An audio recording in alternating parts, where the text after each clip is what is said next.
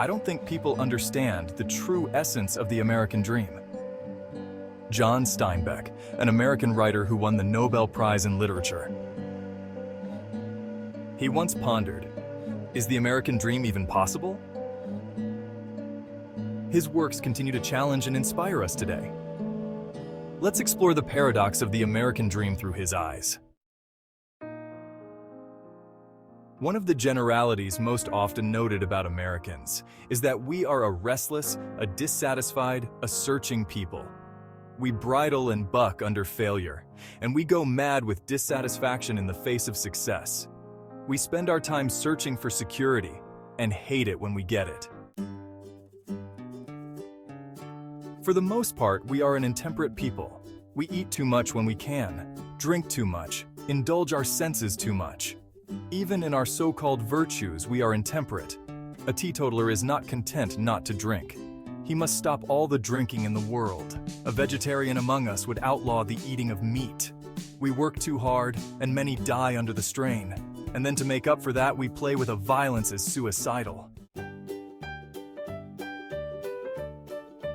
Exposing the contradictions in our government reveals a fascinating paradox.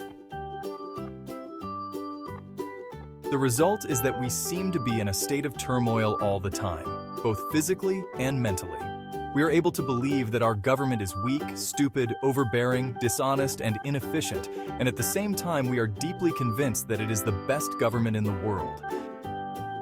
And we would like to impose it upon everyone else. We speak of the American way of life as though it involved the ground rules for the governance of heaven.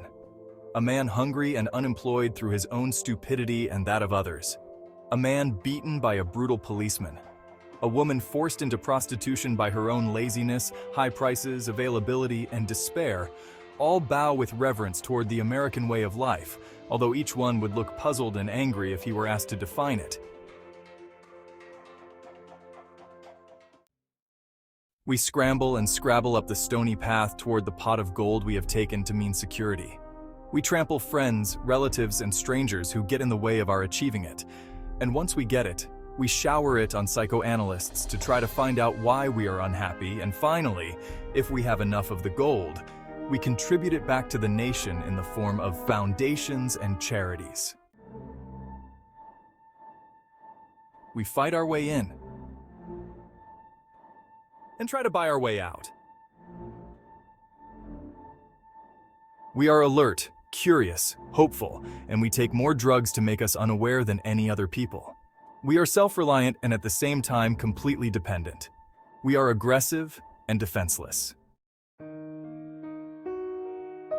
Americans overindulge their children and do not like them. The children in turn are overly dependent and full of hate for their parents.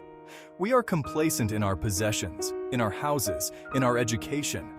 But it is hard to find a man or woman who does not want something better for the next generation. Americans are remarkably kind and hospitable and open with both guests and strangers, and yet they will make a wide circle around the man dying on the pavement. Fortunes are spent getting cats out of trees and dogs out of sewer pipes, but a girl screaming for help in the street draws only slammed doors and silence. Now there is a set of generalities for you, each one of them canceled out by another generality. Americans seem to live and breathe by paradox, but in nothing are we so paradoxical as in our belief in our own myths. We truly believe ourselves to be natural-born mechanics and do-it-yourselfers. We spend our lives in motor cars, yet most of us, a great many of us at least, do not know enough about a car to look in the gas tank when the motor fails.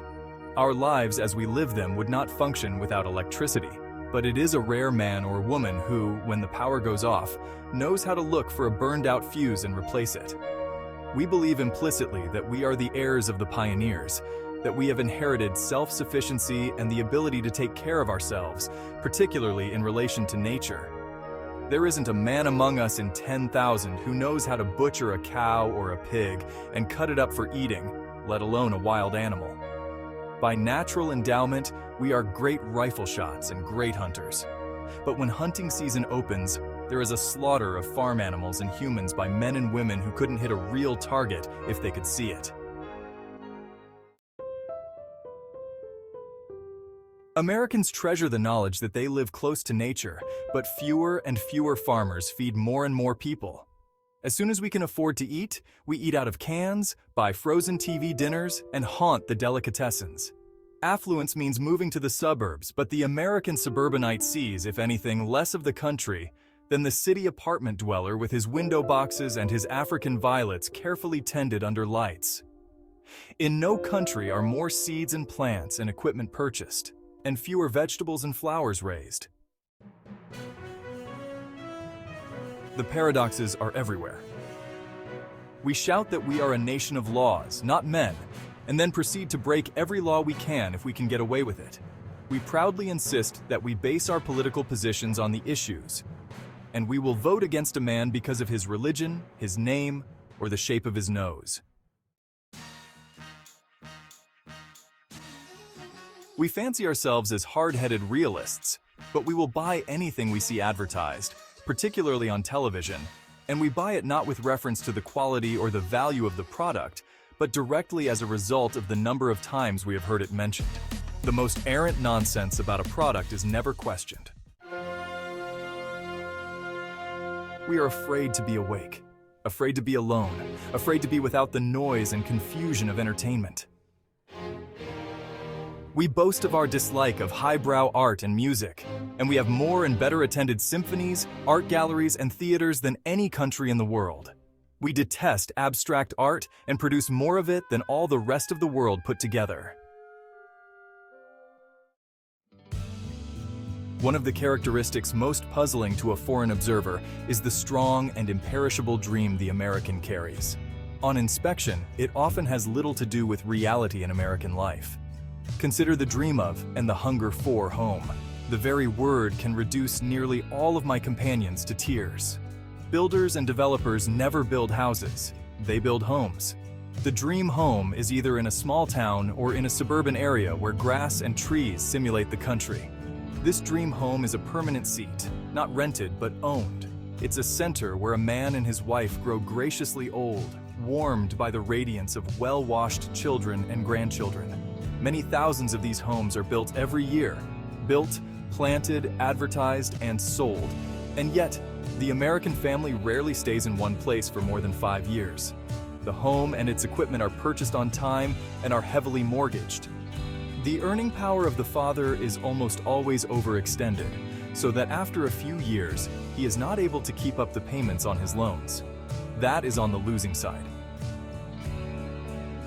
But suppose the earner is successful and his income increases. Right away the house is not big enough, or in the proper neighborhood. Or perhaps suburban life palls, and the family moves to the city where excitement and convenience beckon.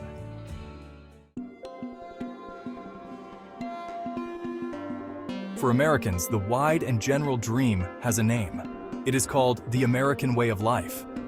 No one can define it or point to any one person who lives it, but it is very real nevertheless, perhaps more real than that equally remote dream the Russians call communism. These dreams describe our vague yearnings toward what we wish we were and hope we may be. Wise? Just compassionate. And noble. The fact that we have this dream at all is perhaps an indication of its possibility.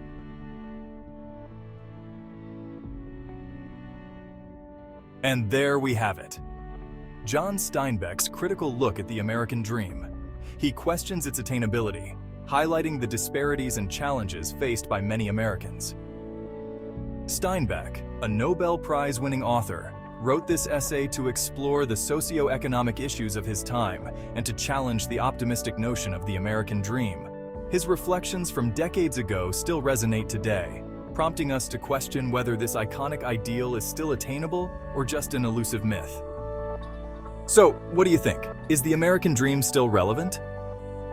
Has it shaped your own aspirations?